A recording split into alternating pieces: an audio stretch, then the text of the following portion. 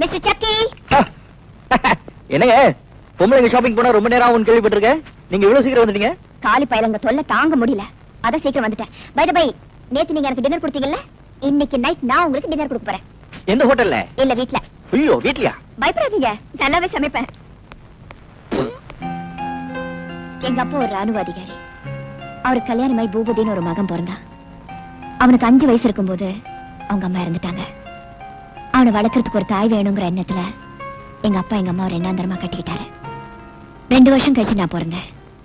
பூபதி தாயில்லாத பிள்ளைங்கிறதுனால எங்க அம்மா அவன் மேல அலாதி பிரியம் வச்சிருந்தாங்க. நானும் அவனை கூட பிறந்த அண்ணனா நினைச்சு பாசத்தோட பழகினேன். ஆனா எங்க அண்ணன் என்னையும் எங்க அம்மாவையும் விதர்ப்பமா நினைச்சு விரோதிகளை மாதிரி பார்த்தான்.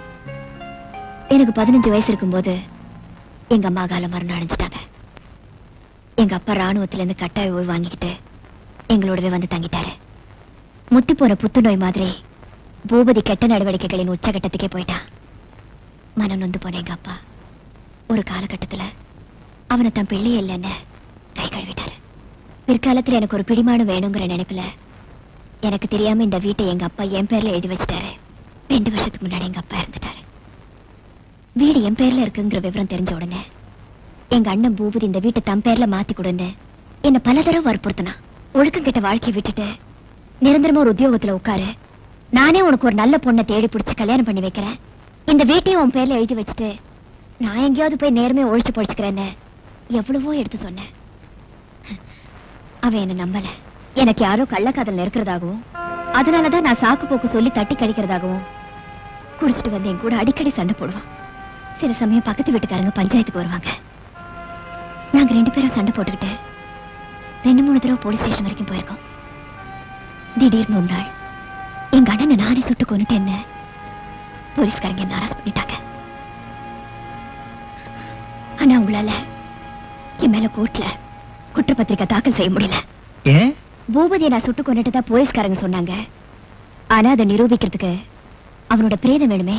என்னைக்கு உங்க அண்ணனோட டெட் பாடியை போலீஸ்காரங்க கைப்பற்றாங்களோ அன்னைக்கு நீங்க கைதாகலாம், அப்படிதானே? அத்தைக்கு மேசு முளைக்கட்டும், அப்புறம் பார்க்கலாம்.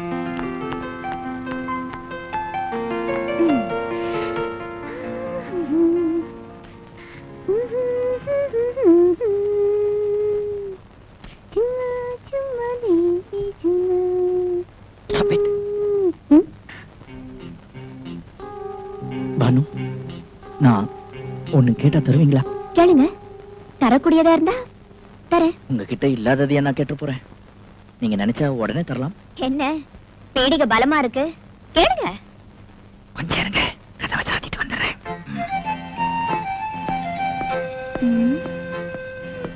ஆளு வேற மாதிரி மூட்ல பேசுறாரு. சூடாதான் இருக்கு.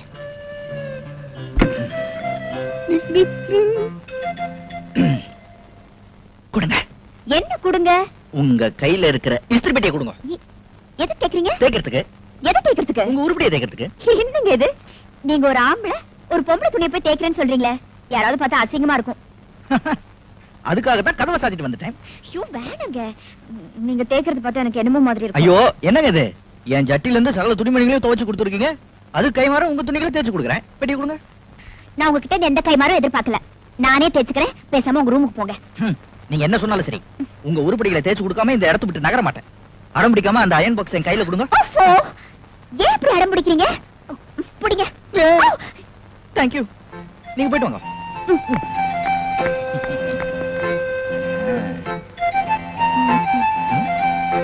என்னது எந்த பக்கம் திரும்பினாலும் ஒரே மடிப்படிப்பா இருக்கு.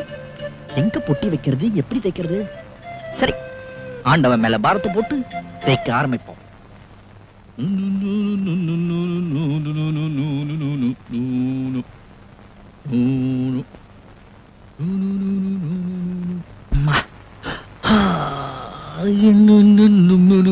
என்ன துணி கருகிற வாடு வருது?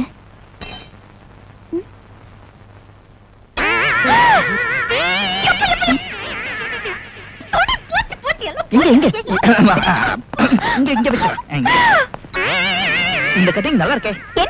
போட்டேன். இன்னொன்னு மூணாவது போச்சு. என் துணி எல்லாம் போச்சு. நினைச்சேன் பாம்பு பண்ண என்ன? நான் ரொம்ப கவனமா தானே தேய்ச்சேன். எந்த உலகத்துல இருந்தீங்க? எல்லாத்தையும் இப்படி போசிக்கிட்டீங்களே. நான் வெளியில போனேன்னா எதை போட்டுட்டு போறது? என்ன மன்னிச்சிருங்க. இந்த பெட்டி சூடேறி போச்சுன்னு நினைக்கிறேன். பரவாயில்ல, நாளைக்கே உங்களை கடை கூட்டு போய் என் சொந்த செலவுல 10 ட்ரெஸ் வாங்கி தரேன். இனிமே ஜென்மத்துக்கும் பொம்பளைங்க சமாச்சாரத்துல தலையிடவே மாட்டேனே. இந்த ஃப்ராக் உங்களுக்கு பிரமாதமா இருக்கும்னு நினைக்கிறேன். என்ன விளையாடுறீங்களா? இது 2 வயசு குழந்தைங்க போடுறது. ஓஹோ, உங்களுக்கு பக்கத்துல இன்னும் 2 இருக்கோ? வேற எது? இது கரெக்டா இருக்கும். உங்களா?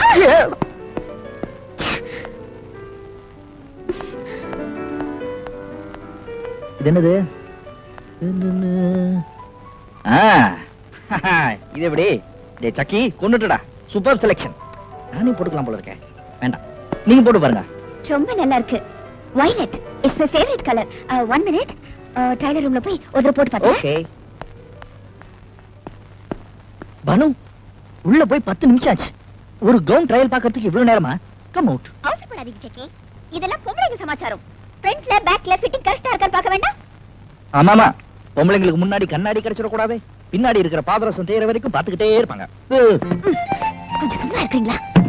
ஆஹா, என்ன அழகா இருக்கீங்க. ஜிப்பு போடுங்க. நான் போட்டுருக்கேன். ஓ, ஏன் டாப்போட ஜிப்பு போடுங்க. ஆம்பளைங்களுக்கு எல்லாம் பாட்டம், உங்களுக்கு டாப்பா? புது ஜிப் டைட்டா இருக்கு. குஜாலா, என்னங்க இது?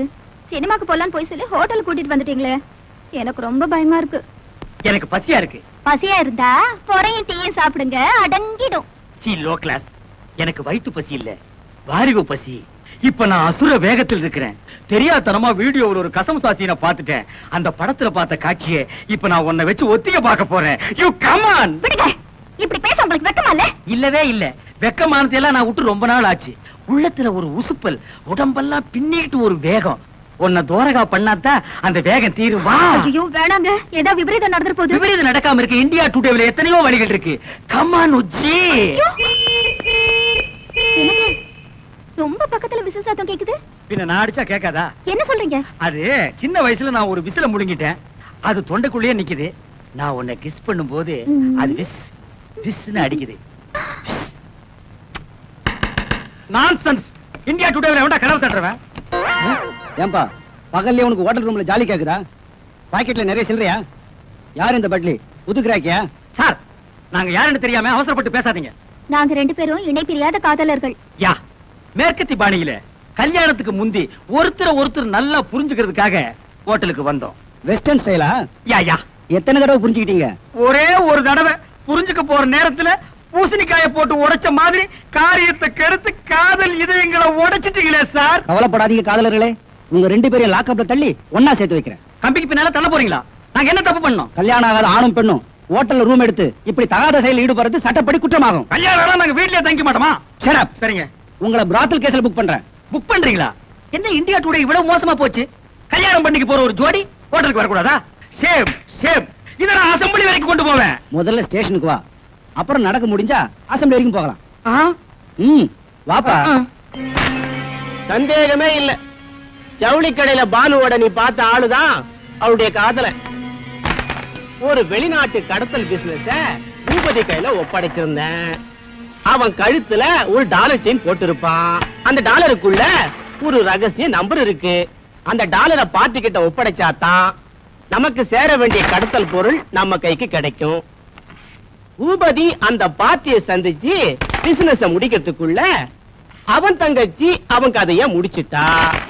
உணத்தையும் எங்கேயோ கொண்டு போய் புதைச்சிட்டா.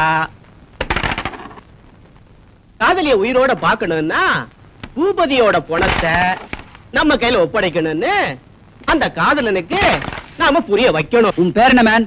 என்ன இந்த மேன் கிண்ணல மரியாதை குறைவா கூப்பிடாதீங்க. எனக்கு பிடிக்காது. நான் பிரபல வீடியோ கேமராமேன். ஒரு நாளைக்கு 1000 2000 சம்பாதிக்கிறவன் சார். சம்பாதிச்சு அவகிட்ட விட்டுருவேன். மரியாதையா பேர சொல்ற ராஸ்கல். என்னது சொல்லுடா ராஸ்கலா? இரு, எனக்கு தெரிஞ்ச ஒரு மந்திரி கிட்ட சொல்லி உன் உடுப்பு தொப்பி எல்லாம் புடுங்கிட்டு அரணா கைத்தோட ஓட விடுறேன். Shut up, bloody fool. இதையும் மந்திரி கிட்ட சொல்றேன். உனக்கு அரணா கயிறு தான். டேய், நீ எவங்கிட்ட வேணாலும் போய் சொல்றா. இப்ப மரியாதையா உன் பேரை சொல்லல, உன்னை வவ்வால் மாதிரி தலைகீழா கட்டி தொங்க விட்டுறேன். ஜாக்கிரதை. ஐயோ, தொங்க விட்டுறாதீங்க சார். என் பேரை சொல்லிடுறேன், சின்னப்பா. அப்படி வாடா வழிக்கு. வணக்கம் சார். வாயா பபுல் நாயுடு, தபால் கொண்டு வந்திருக்கியா? அதெல்லாம் ஒண்ணு இல்ல சார். என் பொண்ண மூட்டூரும் போலான்னு வந்திருக்கேன் சார். யாரு அவன் பொண்ணு? அத குஞ்சும் கிடைக்குதா? கருப்பு புள்ளி போட்ட மஞ்ச போடல, அதுதான் சார் என் பொண்ணு. அத்த போய் கிராக்கின்னு நினைச்சுக்கின்னு பார்சல் பண்ணிட்டு வந்து இங்க கொண்டாந்து போட்டுக்கினீங்களா?